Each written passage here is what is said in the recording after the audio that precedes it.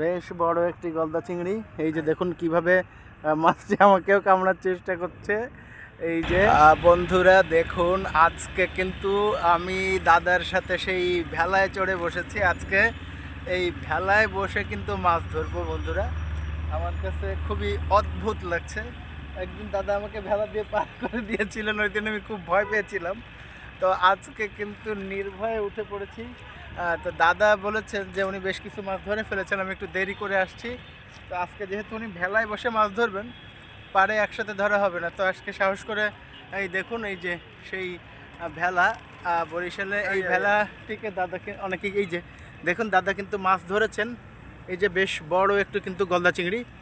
এই যে তো আরও বেশ কিছু ছোট ছোট মাছ আছে, একটু জায়গা আরও পুরা বেশ বড় বড় কিন্তু গলদা চিংড়িটি। এই যে দেখুন, আশা করি দেখতে পাচ্ছেন। এই দেখুন কত সুন্দর, বেশ বড়, বাপরে হাতে কামড় দিয়ে দিয়েছে দাদার। এই যে দেখুন বেশ বড় একটি গলদা চিংড়ি। এই যে দেখুন কিভাবে মাছটি আমাকেও কামড়া করছে।